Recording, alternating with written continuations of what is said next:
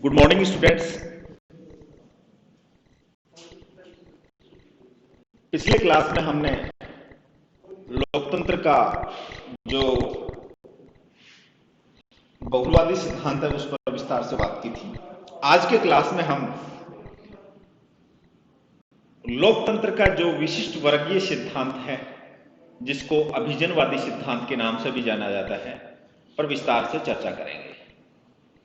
लोकतंत्र का विशिष्ट वर्गीय सिद्धांत क्या है, इसके समर्थक विद्वान कौन कौन हैं और इसकी आधारभूत जो मान्यताएं हैं उनके बारे में हम आज के क्लास में अध्ययन करेंगे। साथ ही इसकी जो आलोचनाएं की जाती हैं उनको भी हम यहां देखने का प्रयास करेंगे। स्टूडेंट्स, जैसा कि नाम से स्पष्ट है, लोकतंत्र का विशिष्ट वर्गीय सिद्धांत या अभिजनवादी सिद्धांत, कहने का तात्पर्य यह हुआ कि यह लोकतंत्र का वो सिद्धांत है जिसमें अभिजन वर्ग है वो केंद्र में होता है। यानी अभिजन वर्ग को केंद्र में रखकर या अभिजन वर्ग की जो विचारधारा है उसको महत्वपूर्ण स्थान लोकतंत्र के विशिष्ट वर्ग के सिद्धांत में दिया गया है। दूसरे शब्दों में कहें तो ये उसी पर आधारित है। बात इसके समर्थक विद्वानों की जाए तो आप यहां देख भी पा रहे हैं रॉबर्ट मिचेल्स, और मैंने प्रत्येक विद्वान के सामने उसकी पुस्तक जिसमें उन्होंने इसके बारे में जिक्र किया है उसको भी लिख दिया है यहाँ। तो रॉबर्ट मिचेल्स हैं, उनकी पुस्तक पॉलिटिकल पार्टीज, उन्होंने पुस्तक लिखी, उसमें उन्होंने ये अभिजन वर्ग का अपना सिद्धांत प्रस्तुत किया। उसके बाद में मॉस्का ने द रूलिंग क्लासेज नामक बुक लिखी और इस बुक में उन्होंने अपने अभिजन सिद्धांत का प्रतिपादन किया। पेरेटो ने माइंड एंड सोसाइटी नाम से बुक लिखी जिसमें उन्होंने अपना अभिजनवादी सिद्धांत, अभिजन सिद्धांत है वो प्रस्तुत किया। और इसी प्रकार सी राइट मिल्स, जिन्होंने द पावर एलाइट नाम से पुस्तक लिखी। तो ये वो प्रमुख विद्वान हैं जो लोकतंत्र के अभिजनवादी सिद्धांत का समर्थन करते हैं, लोकतंत्र के अभिजन जो सिद्धांत है उसका समर्थन करते हैं। लोकतंत्र का अभिजनवादी सिद्धांत यह मानता है कि प्रत्येक प्रकार के शासन में अभिजन वर्ग का ही प्रभाव होता है।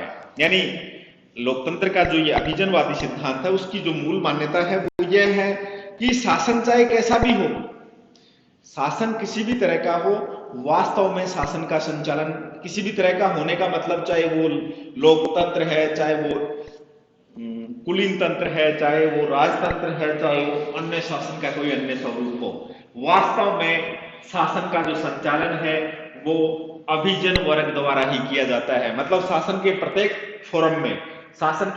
फोरम में कुछ लोग होते हैं, कुछ समूह होते हैं जो शासन को अपने तरह से संचालित करते हैं। तो शासन का स्वरूप चाहे कोई भी हो, मूल रूप से शासन का संचालन है वो अभिजन वर्ग ही करता है। अब इसकी मान्यताओं की अगर बात करें, जो महत्वपूर्ण मान्यताएं हैं लोकतंत्र का विशिष्ट वर्गीय सिद्धांत या लोकतंत्र के अभिजनवादी सिद्धांत की जो प्रमुख मान्यताएं हैं, देखिए इसमें जो मूल मान्यता है इसके बारे में थोड़ा मैंने बता भी दिया है कि लोकतंत्र का विशिष्ट वर्गीय सिद्धांत या अभिजनवादी सिद्धांत की मान्यता है कि शासन का स्वरूप चाहे कैसा भी हो, वास्तव में जो सत्ता है या सत्ता का वास्तव में प्रयोग है वो अल्पतंत्र ही करता है, या सत्ता अल्पतंत्र के हाथ में ही होती है और वो अल्पतंत्र उस समाज का अभिजन वर्ग ही होता है। तो कहने का तात्पर्य यह हुआ कि शासन का संचालन अभिजन वर्ग द्वारा ही किया जाता है। अन्य शासन प्रणालियों की भांति ये बात लोकतंत्र पर भी लागू होती है।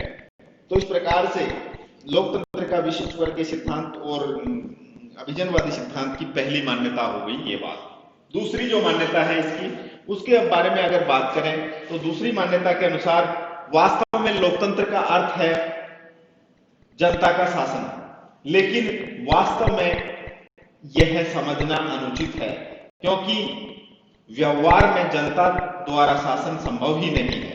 यानी जनता का शासन हो ही नहीं सकता, व्यवहार प्रैक्टिकल फॉर्म में ऐसा हो संभव नहीं है। इस सिद्धांत के अनुसार लोकतंत्र में जनता की भूमिका यहां तक सीमित होती है कि वह मतदान के द्वारा शासन करने वाले अभिजन वर्ग का चुनाव कर देती है। यानी ये कहना, जो अब्राहम लिंकन की परिभाषा हमने पढ़ी थी कि जनता का शासन, या जनता के द्वारा शासन। तो जनता का शासन या जनता के द्वारा शासन अभिजनवादी सिद्धांत या अभिजनवादी जो दृष्टिकोण है लोकतंत्र का, उसमें माना गया है कि जनता का शासन तो व्यवहार में संभव ही नहीं है। क्यों? क्योंकि सारी जनता शासन नहीं कर सकती। जनता का शासन हम इसे इस रूप में कह सकते हैं कि जनता क्या करती है, जनता मतदान के द्वारा एक बार क्या करती है, अभिजन वर्ग का चुनाव कर देती है। जनता का शासन इतना ही है। तो ये इसकी दूसरी मान्यता होगी। तीसरी जो मान्यता है वो यह है कि यह सिद्धांत बताता है कि लोकतंत्र जनता का शासन तो नहीं है, अपितु यह जनता के लिए शासन अवश्य हो सकता है। यानी ये जनता का शासन नहीं बल्कि जनता के लिए शासन जरूर हो सकता है। इस सिद्धांत के अनुसार अभिजन का यह दायित्व बनता है कि वह शासन जनहित में करे। तो इस रूप में इसका थोड़ा सा ये महत्व रह जाता है कि लोकतंत्र जनता का शासन नहीं अपितु जनता के लिए शासन हो सकता है। और यहाँ पर अभिजन वर्ग की ये ड्यूटी, यह दायित्व प्रदान किया गया है कि वह जनहित में शासन करे। उसके बाद में जो इसकी अगली मान्यता है उस पर हम बात करेंगे। लोकतंत्र के संचालन में अभिजन वर्ग की आधारभूत भूमिका होती है या इसकी भूमिका बहुत महत्वपूर्ण होती है।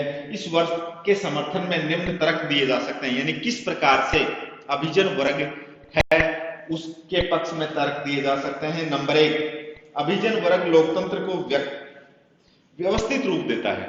यानी समाज में एक ऐसा समूह होता है, समाज में कुछ ऐसा वर्ग होता है जो क्या करता है, वो शासन को एक व्यवस्थित रूप प्रदान कर देता है। इसके अभाव में लोकतंत्र भीड़तंत्र बन जाता है।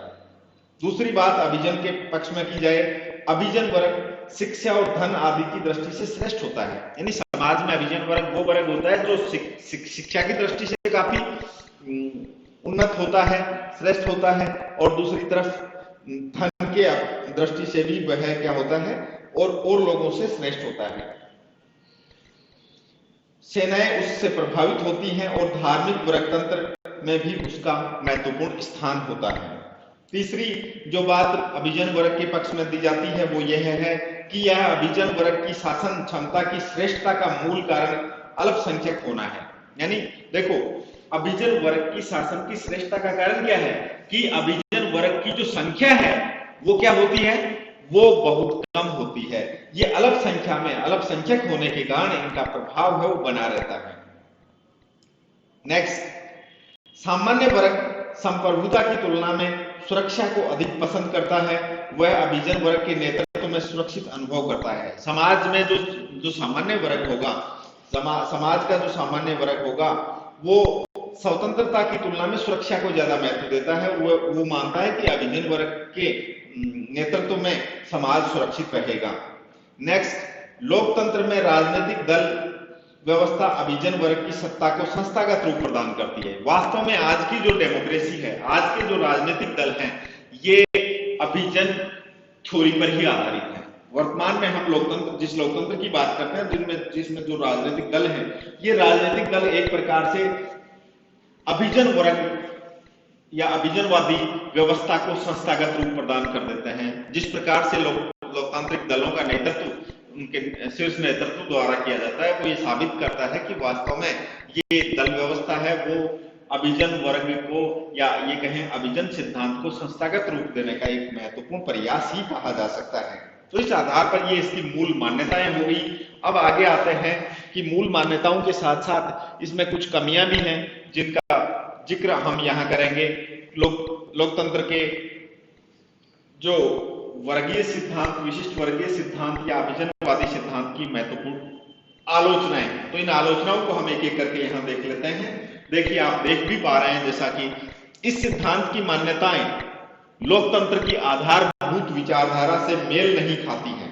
देखिए किस रूप में ये बात कही गई है कि लोकतंत्र का जो आधारभूत सिद्धांत है या लोकतंत्र की जो विचारधारा है वो इस सिद्धांत की मान्यताओं से मेल नहीं खाती है, उनसे विपरीत है। अतः इस सिद्धांत को लोकतांत्रिक कहने में ही अपने आप में संदेह की स्थिति पैदा होगी। यानी वास्तव में यह लोकतांत्रिक सिद्धांत है ऐसा कहना भी एक संदेह की स्थिति होगी, क्योंकि यह मूल प्रवृत्ति से ही लोकतांत्रिक सिद्धांत नहीं है। दूसरी जो आलोचना है वो इसकी इस रूप में की जाती है कि यह सिद्धांत अपनी मूल प्रकृति से भी लोकतांत्रिक सिद्धांत नहीं, अपितु यह कैसा है, एक वर्गीय सिद्धांत है, एक वर्ग विशेष को महत्व देता है। अगर आगे की नेक्स्ट जो आलोचना की जाती है वो इस आधार पर की जाती है कि इतिहास यह हमें बताता है या इतिहास इस बात का गवाह है कि कोई भी शासक वर्ग अपने हितों को प्रधानता देता है, यानी वो जनता के हितों को नहीं सोचता, वो क्या करेगा, अपने हितों को प्रधानता देगा, अपने हितों को पूरा करने का प्रयास करेगा। अतः इस बात की कोई उम्मीद नहीं है कि शासक वर्ग, अभिजन वर्ग जनता के लिए शासन की नीति का पालन करेगा। नेक्स्ट अगली जो आलोचना है वो इस रूप में होती है कि यह सिद्धांत प्रभुसत्ता के एकलवादी सिद्धांत पर आधारित है। प्रभुसत्ता का जो एकलवादी सिद्धांत है उसके ऊपर आधारित यह सिद्धांत है। तो इस तरह की, क्योंकि एकलवादी सिद्धांत पर आधारित होने के साथ साथ ये शासक वर्ग की संगठित शक्ति में विश्वास भी करता है, शासक वर्ग को संगठित शक्ति ये प्रदान करना चाहता है। और नेक्स्ट जो आलोचना है वो इस रूप में की जाती है कि यह सिद्धांत अपनी प्रकृति से व्यवस्थावादी सिद्धांत है, यह अपनी प्रकृति से व्यवस्थावादी सिद्धांत है, अपनी प्रकृति से यह अनुदारवादी सिद्धांत है, अपनी प्रकृति से ही ये रूढ़िवादी सिद्धांत है। तो इस प्रकार से अनेक प्रकार से इसकी आलोचनाएं की जाती हैं। जैसा कि हमने लोकतंत्र के पूर्व में भी विभिन्न सिद्धांतों का अध्ययन किया, तो यहाँ ये बात सत्य है कि कोई भी सिद्धांत अपने आप में पूर्णता लिए हुए नहीं होता है, उसमें कुछ आधारभूत कमियां होती हैं जिसके आधार पर उसकी कुछ आलोचनाएं यहाँ की गई हैं। तो आज के इस लोकतंत्र के विशिष्ट वर्गीय सिद्धांत या लोकतंत्र के अभिजनवादी सिद्धांत को हम यही समाप्त करते हैं और नेक्स्ट क्लास में हम एक नए टॉपिक के साथ आपके समक्ष उपस्थित होंगे। तब तक के लिए धन्यवाद।